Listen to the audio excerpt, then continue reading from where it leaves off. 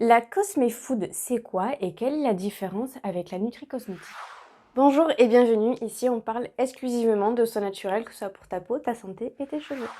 La cosméfood et la nutri-cosmétique, elles sont bien souvent confondues et on mélange un petit peu les deux. La nutri-cosmétique, elles, ce sont vraiment des compléments alimentaires pour le cosmétique, c'est-à-dire des infusions, du chocolat qui nous fait du bien, des eaux détox, toute une sorte de complément alimentaire, mais visé sur le cosmétique. Alors que la cosméfood, elle, elle est vraiment centrée sur les aliments que l'on va ingérer.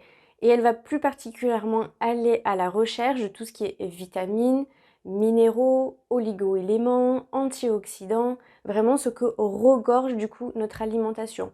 Donc tout cela, on va le retrouver dans les fruits, dans les légumes, dans les produits de la ruche, dans les épices, dans des huiles. La cosméfood aussi, c'est ce que l'on appelle les super aliments pour être en bonne santé et garder une belle peau. Il ne faut pas oublier non plus que l'activité physique contribue énormément à rester en bonne santé et avoir une vitalité qui est plutôt bonne. Je vais te partager du coup quelques aliments et en barre de description, je te ferai quelque chose de beaucoup plus détaillé et de beaucoup plus complet si vraiment le sujet t'intéresse. Dans la catégorie des fruits, on va de suite penser aux fruits rouges qui sont énormément des super bons antioxydants. Il n'y a pas mieux pour les décrire. C'est des super antioxydants, les fruits rouges. Donc ce sera la fraise, ce sera la myrtille, ce sera la framboise. En fait, tous ces petits baies rouges sont super bonnes. C'est des antioxydants. Les antioxydants, en fait, en gros, si on peut l'imager, c'est ce qui va nous permettre de moins vieillir prématurément.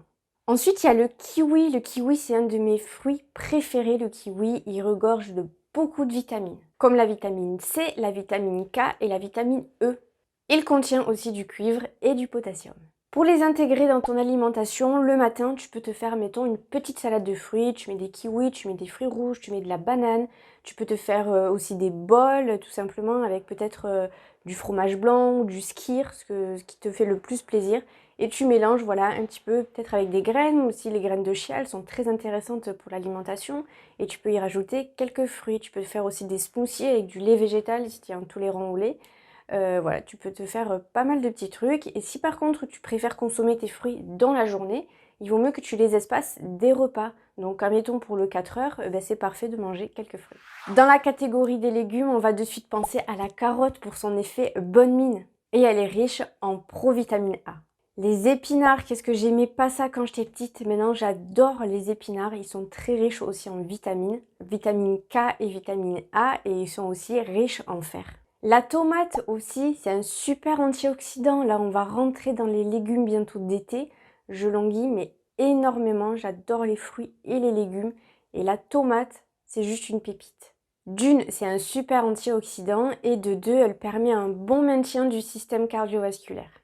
Et pour terminer dans les légumes, les poivrons, peu importe la couleur, ils sont pleins de vitamine C et de vitamine B6, ce qui est bon pour la peau et pour la vue. Dans les produits de la ruche, on peut se tourner vers le miel, on peut se faire des masques au miel qui va venir réhydrater la peau et conserver l'hydratation que l'on a au niveau de la peau. La gelée royale, elle est purifiante, elle est hydratante et elle stimule la production de collagène. C'est vraiment une petite pépite aussi, cette gelée royale, elle est vraiment royale.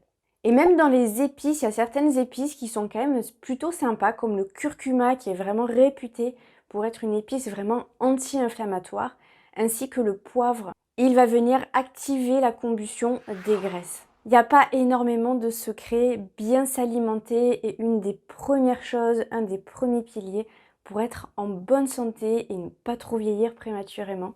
Donc il est essentiel vraiment de varier son alimentation. Je pense que je t'ai bien dégrossi le sujet de la cosméfood. Si tu as des questions, n'hésite pas en commentaire ou sur mon compte Instagram qui est juste là.